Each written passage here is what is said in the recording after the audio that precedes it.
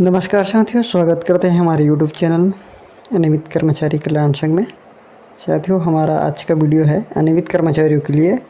जो कर्मचारी लगातार शासकीय विभागों में शासन की महत्वाकांक्षी योजनाओं का, जो राज्य सरकार की और ये पूरी लोगों के लिए जो योजनाएं होती है, जो राज्य सरकार द्वारा बनाया जाता है, और वो जो योजनाएं होती है वो ग्रामीणों के लिए होता है, पब्लिकों के लिए हो गए हैं, जिसका निर्वहन जो करते हैं वो शासकीय कर्मचारी करते हैं।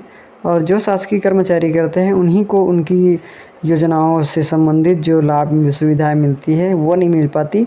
इस कारण से कर्मचारी अपनी समस्या को सरकार के पास रखते हैं और सरकार उनकी मांगों को नज़रअंदाज कर देती है। और इसका जो असर पड़ता है वो केवल चुनावी माहौल पर कोई भी सरकार बनने से पहले घोषणा करता है कि हम ये करेंगे वो करेंगे, लेकिन उन्हीं कर्मचारियों के दिए गए वोटों से उनकी सारी मेहनत से ही सरकार बनती है, लेकिन उसी सरकार द्वारा कर्मचारियों को नज़रअंदाज कर दिया जाता है।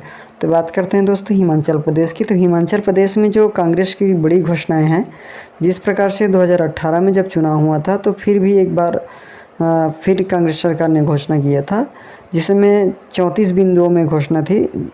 और अभी जो वर्तमान की बात करें तो हिमाचल प्रदेश में जो कांग्रेस की बड़ी घोषणा है वो है कि आउटसोर्स कर्मचारियों के लिए पारदर्शी पॉलिसी, संविदा कर्मचारियों को नियमित भर्ती में बोनस, ऑप्स के लिए पहली कैबिनेट में घोषणा और सहित बड़ी घोषणा कांग्रेस द्वारा।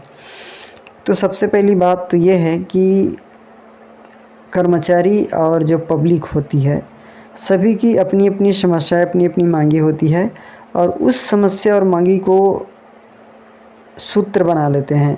चाहे भारतीय जनता पार्टी हो या आम जनता पार्टी हो या कोई भी पार्टी हो, वो लोगों की परेशानियों को एक सूत्र बना लेते हैं और उसी सूत्र के आधार पर चुनाव जीतने का, सत्ता पे आने का बहुत बड़ा उनका रोल रहता है। तो यहाँ पर जो कांग्रेस सरकार ने एक बार फिर भूमिका निभा रही है कि आउटसोर्स कर्मचारियों के लिए पारदर्शी पॉलिसी। आउटसोर्स कर्मचारी का मतलब ये होता है कि जैसे कि हम कोई भी कर्मचारी, बिजली विभाग के कर्मचारी है जिसको हम ठेकेदारी के माध्यम से कराते हैं। अब उसमें होगा क्या कि यदि हम कर्मचारी को 25,000 30,000 पेमेंट दे रहे हैं, लेकिन वो पेमेंट कौन पा रहा है? सीधा ठेकेदार पा रहा है। अब ठेकेदार क्या करता है?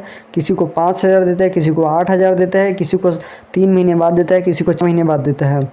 अब इसमें शासन को फ़ायदा ये रहता है कि हमारी 10 कार्य है, 10 कार्य योजना है। यदि हम 10 कार्य योजना में सभी को ठेकेदारी रूप में दे देते हैं तो हमें उस कार्य योजना से कोई मतलब नहीं रहता, हमारा उनसे कोई वो नहीं रहता, क्योंकि हम तो सीधा ठेकेदार को सौंप देते हैं। ठेकेदार चाहे उसे कैसी भी निभाए, वो उसकी जिम्मेदारी है।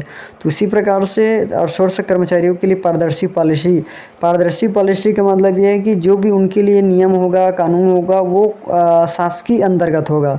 लेकिन अभी जो वर्तमान में होती है वो ठेकेदार कराते हैं, चाहे किसी को 5,000 दे या फिर किसी को 10 दिन काम कराए या किसी को निकाल कर दूसरे को करा दे काम। और संविदा कर्मचारियों को नियमित भर्ती में बोनस का मतलब ये होता है कि जैसे कोई कर्मचारी लगातार 7 वर्ष 8 वर्ष में कार्य करता है, तो यदि उस कार्यालय में उस सीट की कमी है तो वहाँ पर उन्हीं को प्राथमिकता दिया जाएगा।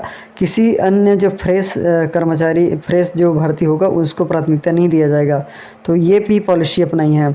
तो इसी प्रकार देखते हैं कि भविष्य में छत्तीसगढ़ में भी चुनाव होने वाला है, तो छत्तीसगढ़ सरकार जो वर्तमान सरकार है वो क्या पॉलिसी लाती है कि कर्मचारियों को और जनता को आर्थिक लाभ दिलाने के लिए क्या पॉलिसी लाती है। लगातार जो कर्मचारियों का जो एक वो रहा, बोले जाए तो उसका मत रहा कि जो सरकार कर्मचारियों की मांगे पूरी करेगी, जो कर्मचारियों की परेशानी, जो समस्याओं को समझेगी, चाहे वो भाजपा का सरकार हो या कोई भी पार्टी का सरकार हो, चाहे हम जनता पार्टी हो या फिर कांग्रेस पार्टी हो, जो सरकारें जो कर्मचारी की समस्या की, लोगों की समस्या को समझती है, हम उसी की क्या करेंगे, उसी की मांगों उसी को हम वोट देंगे। क्योंकि भाई जो हमारा समस्या नहीं समझता, हमारी परेशानी नहीं समझती, तो हम किसे वोट देंगे। तो इसी प्रकार से हिमाचल प्रदेश में जो बीजेपी ने 11 वादों के साथ जारी किया था संकल्प पत्र, जिसमें भाजपा ने हिमाचल प्रदेश के लिए संकल्प पत्र जारी कर दिया है। और शिमला में आयोजित कार्यक्रम में पार्टी की राष्ट्रीय अध्यक्ष जेपी नड्डा ने यहाँ भी घोषणा पत्र जारी किया कि घोषणा पत्र में यूनिफॉर्म सिविल कोड लाने की बात कही गई, साथ ही 8 लाख नौकरियों का वादा किया गया। इस मौके पर मुख्यमंत्री जयराम ठाकुर जी ने प्रदेश पार्टी अध्यक्ष सुरेश कश्यप, केंद्रीय मंत्री अनुराग ठाकुर समेत अन्य ने जो वादे किए हैं वो पूरे किए हैं, जो नहीं किया था वो भी वादा पूरा किया है। घोषणा पत्र जारी करते हुए जेपी नड्डा ने कहा कि हिमाचल में भी यूनिफॉर्म सिविल कोड लाएंगे।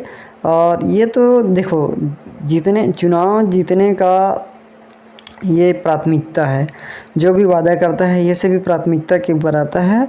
यदि सरकार बन जाती है तो सरकार बनने के बाद क्या भूमिका निभाती है मायने वो रखता है। ऐसा नहीं कि घोषणा पत्र में कई सारे बिंदु रख दे, लेकिन उनकी जो आर्थिक वास्तविकता है, उनकी बजट क्या है, ये सब प्रधान को बिना समझे बोल दिया, कह दिया।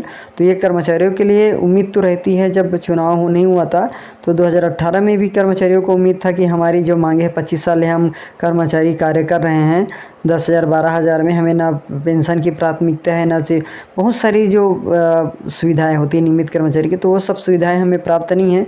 तो हम चाहते हैं कि कांग्रेस सरकार आई है तो हमारी आर्थिक समस्याओं को समझेगा, और हमने उसको वोट दे दिया और सरकार भी बना दी। उसके बाद कहता है कि 4 साल बाद कि छत्तीसगढ़ सरकार में जो वादा किया है उसे पूरा करेगा, और इस साल किसानों का है, अगले साल कर्मचारियों को होगा।